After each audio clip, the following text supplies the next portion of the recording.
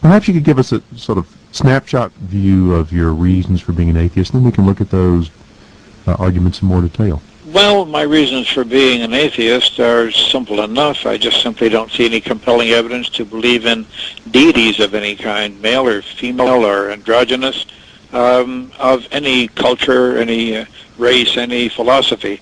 I don't see that we should have to invent gods for things that we don't understand and can't presently explain. Since the concept of gods first arose, and that must have been many tens of thousands of years ago with our species, many things have become explained. We don't have a rain god any longer, at least we in this civilization as we know it don't have a rain god, because we understand quite thoroughly what causes rain. But we still have a God who promises us immortality and rewards and paradise and whatnot, things that I find untenable. I find them unacceptable. They are not necessary for my philosophy to explain the world as much as I possibly can. That doesn't mean that there aren't mysteries that sort of beleaguer all of us. We'd all like to have answers to mysteries, but to invent deities in order to explain them, I think, is juvenile. Okay, so you say there's just no evidence. That's the foundation of your atheism. Certainly, a lot of people would say, but wait a moment, isn't there just evidence all around us? I mean, the fairly common argument is sometimes called the argument from design, that the world is very complex. It's sufficiently complex that we couldn't explain it were it not for the presence of a deity. I take it that doesn't convince you. Could you try to say why not? It appears when we look at the world as if it has to have been designed by some sort of intelligence, but that isn't necessarily so. We are relying on our experience, our limited experience of the immediate world in a small time segment that we occupy during our lives in order to make that judgment. It is inescapable that given enough time and enough combinations and permutations of molecules and atoms in order to make molecules, that certain basic forms of life are going to develop, and that those forms of life are going to refine themselves and in most cases will be more and more sophisticated, while at the same time the vast majority of the new species, the new varieties that come along, die out because they're not viable. It's the ones that lived, the ones that survived that we see today, and they are very complex. We hear often the story about, well, how an organ as very sensitive and complex and sophisticated as the eye ever developed by accident. It didn't develop by accident. It developed by a process called evolution, which is a series of experiments that nature plays by repetition, with billions and billions of experiments happening every second for many billions of years. It has to refine itself if there's anything to this survivability of this particular species. And of course, if there isn't, the species vanishes. All we have is the successes of billions and billions of experiments down through the years. That's all we have to show for it. You've provided a reason, a sort of synopsis of the view of why the design argument doesn't work, and you've tried to say that the basic reason why you're an atheist is that you just don't see any evidence.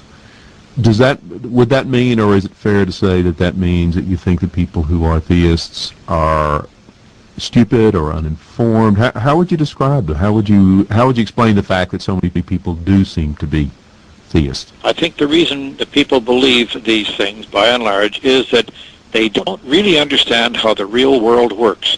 The real world is a mechanistic world. It's electrical, it's electromagnetic in nature, it's physical in nature. It actually works. It's a large machinery, a very complex machinery made that way by the evolutionary process, and that includes the organisms that are here and the geology of the planet that we live on. I think that most people have very, very little knowledge about that sort of thing, and when they start to investigate it, they're absolutely dumbfounded. They're confused and confounded. They're overrun by the problem. If they understood a little better some of the mechanics of how the real world works, they would understand the process much better. Okay, so part of it is simply that they're uninformed. They're uninformed. In fact, you talked about there being mysteries in the world, things that we can't explain, and you acknowledge that there are such things. Well, not that we can't explain, not that we can't explain at this moment. And perhaps then part of your point is that even some of the explanations that are there now are not explanations that many of the people in the street would know or understand. And they also may be explanations that are not quite correct. You look at Newton compared to Einstein. Now, Newton came up with S equals ut plus half at squared, the simple law of motion of bodies, falling bodies and whatnot, and that covers the world very nicely, as Newton knew it. But he didn't know about subatomic particles, which don't obey those laws at all, or about things as large as galaxies and quasars and black holes. They don't obey those laws either. But then when we get into relativity, which is Einstein, and quantum physics, which is a large group of people beyond Einstein, we begin to understand how these things are explained. And S equals ut plus half at squared is not wrong. It's simply buried in all the more complex theories and equations that express really how the world works. Newton wasn't wrong. He just covered a more limited aspect of the universe, a smaller part of the spectrum. So science corrects itself as it goes along. That's something that things like religion don't do. They never correct themselves. They make up dogmas. Those dogmas are established. They're axioms.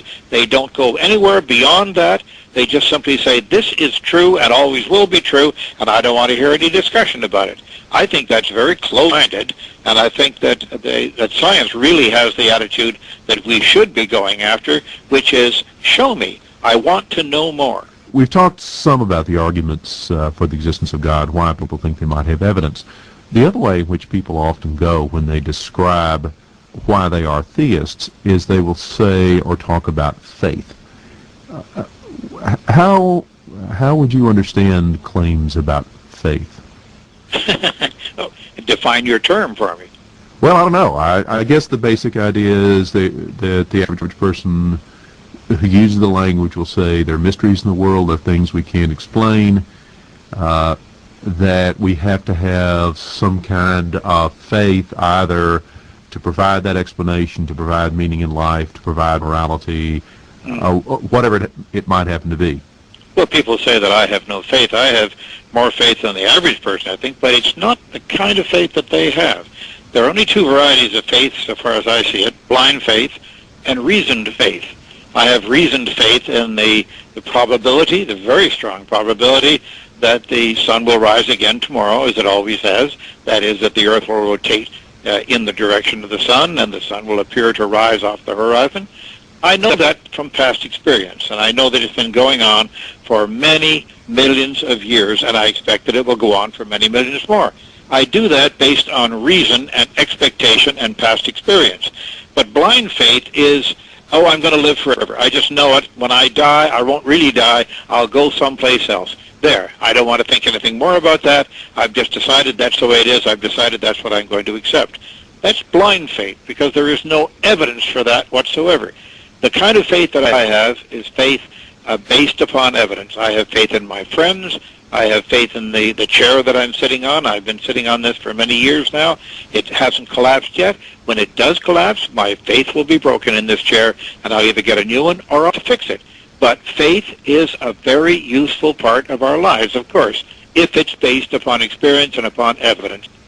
Other people, when they talk about their beliefs, will say they've had certain experiences, that they've seen God work, that prayer has been answered. As a former magician, I mean, how do you evaluate these sorts of claims? What do you have to say about them? Let's handle their prayers have been answered. What percentage of their prayers have been answered? That's always the question that I ask, and they say, oh, always. I never have any failure that way. What do you pray for? Do you pray that you'll have enough food to put on the table tomorrow? And you do have it? But that's largely due to your own efforts, is it not? Yes, but it's possible that I might not have found the food or might not have had the money to buy the food. That's all possible, too. These people are very selective in their thinking.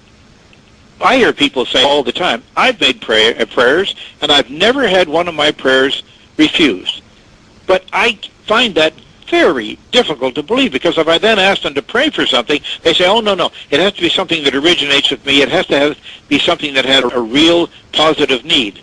But look at the prayers that went up from Dachau and Auschwitz. Look at the millions of people who prayed that they would not die, and they did die viciously, cruelly, savagely.